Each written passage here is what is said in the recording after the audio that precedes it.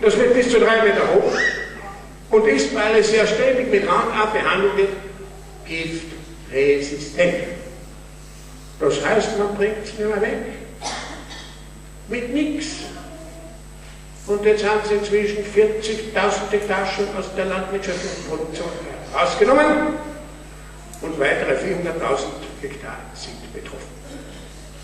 Also wir werden bald nichts mehr zu essen bekommen, wenn das so weitergeht. Wir haben ja nicht die 400.000 Hektar zu wegschmeißen, aber die Amerikaner gehen ein bisschen großzügiger um. Ja, das ist die Rückstände, auf die das muss ich wieder. Ja. Das ist eine Studie von Seralini, K. in Frankreich, das ist sehr undeutlich. Er hat herausgefunden, dass Roundup, das notwendige Gift zur Gentechnik, was immer dazugegeben wird in Doppelpack, zwangsweise, dass es menschliche Zellen tötet. Seralini nennt dieses Gift Embryo-Killer. Es tötet menschliche Zellen und verändert die Erbinformation. Auch in 100.000-stel Verdünnung. Die EU hat aber bitte den Grenzwert im Jahr 99 um den Faktor 200 erhöht, um die Chemiefirma zu schützen. Wenn sie unsere Gesundheit auch so schützen, die wäre es ja gar nicht schlecht. Gentechnisch veränderte Mais war unfruchtbar, auch wieder eine Schlagzeile, was die wenigsten wissen, was ja in den Zeitungen meistens nicht steht. Und das wollte sie ja nicht hineinschreiben. Das ist eine Studie vom Umweltbundesamt, die herausgefunden hat, dass selbstverständlich das Gensoja, was wir zu importieren nach Österreich, Gensoja, ja, wir importieren 550.000 Tonnen Gensoja, das weiß nur keiner, weil es nicht drinnen steht. Hoch verseucht mit Roundup. Naja, kann ja inzwischen zweimal so viel Roundup drinnen sein wie früher. Und das macht halt leider krebskrank und steril. Aber es ist auch nicht so schlimm, nicht unfruchtbar, sind wir jetzt zu leid. Das ist die Sache von Südafrika. Ich habe leider kein größeres Bild gekriegt, ich werde das nächste Mal ein großes Bild zeigen, dass die afrikanische Maisernte, südafrikanische, total versagt hat heuer. Warum? Was war? Ich muss die Zeit anhalten, aber ich dachte, ich muss schneller reden, als langsam. Gut. Südafrika hat heuer keine Maisernte, weil die gentechnisch veränderten Maispflanzen haben keine Kolben und keine Körner. Selbst vor der Firma Monsanto bewirtschaftet heute schon 10% der Weltackerfläche gentechnisch. Was uns passiert? Ein kleiner Genfehler im Labor von Monsanto und dann hat die halbe Welt nichts mehr zu wissen.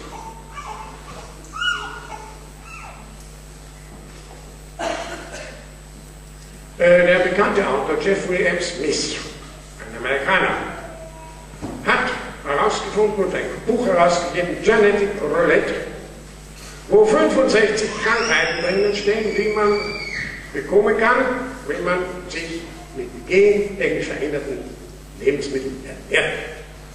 Ich habe das dem Herrn Bundesminister Stöger in die Hand gegeben, das ist der Gesundheitsminister, wie Sie wissen, und habe ihm gesagt, das, Herr Gesundheitsminister, ist ein sehr wirkungsvolles Buch, damit niemand mehr behaupten kann, es gebe keine gesundheitlichen Schäden durch den Import von Gensoja zum Beispiel nach Österreich, und ich bitte, das sofort abzustimmen.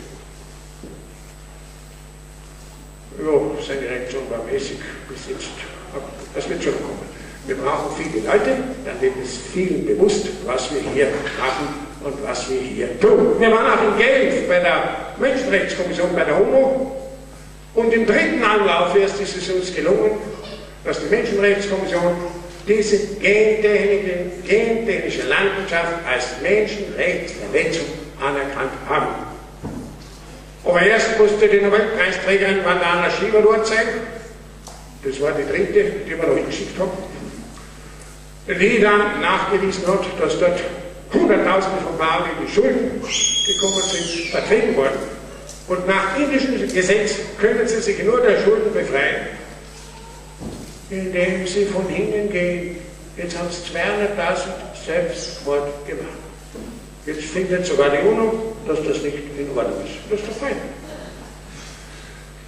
Ich habe mit dem Bioland angefangen vor 20 Jahren. Sie sehen, mein erster Winkel ist so groß geworden, dass ich kaum herausschaue. Hat mich sehr gefreut.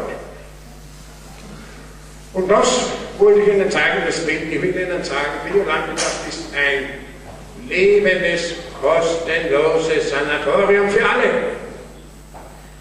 Das ist ein Hund, kann man rufen. Und wir produzieren natürlich ohne Gift und ohne Chemie. Und noch dazu haben wir eine Umwelt, die sehr, sehr vielfältig ist, wo man wirklich eine Freude haben kann. Was nützt uns denn eine Umwelt, eine grüne, vergiftete Agrarwüste? Das können wir doch nicht brauchen, vor allem wenn wir in der Stadt wohnen und dann einen Ausflug machen wollen. Das ist das Biogut, das seht ihr halt auch. Ein bisschen sieht man vorne die Blumen. Es ist ein bisschen schwach bei den Mohnblumen vorne und ganz oben auch. Ja, dann werde ich bitten um Licht.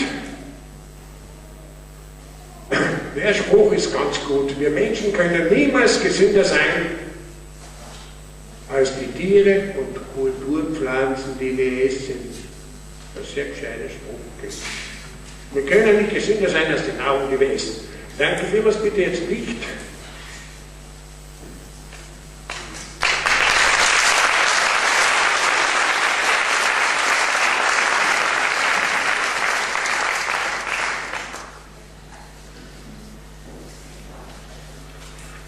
Kriegt das Licht ein bisschen lauter, vielleicht bitte, ja.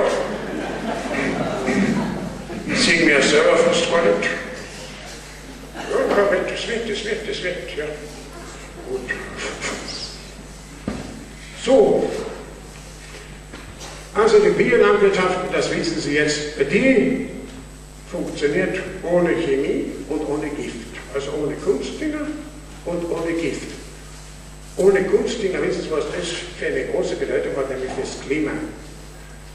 Eine Tonne Kunstdünger braucht nämlich 2 Tonnen Erdöl zur Herstellung und Verteilung.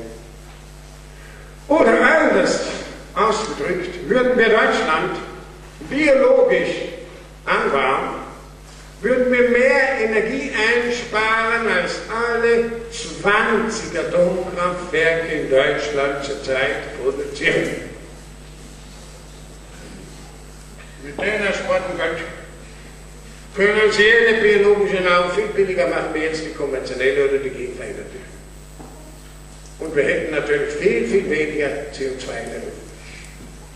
Und von daher zahlen wir ja lieber CO2-Abgabe. Die gentechnische Landwirtschaft ist das Gegenteil der biologischen. Die biologische darf überhaupt kein Gift verwendet, wird jedes Jahr kontrolliert und wenn nicht alles passt, kriegen wir kein Zertifikat. Ich bin zu 7-mal kontrolliert worden und bin sehr verdächtig.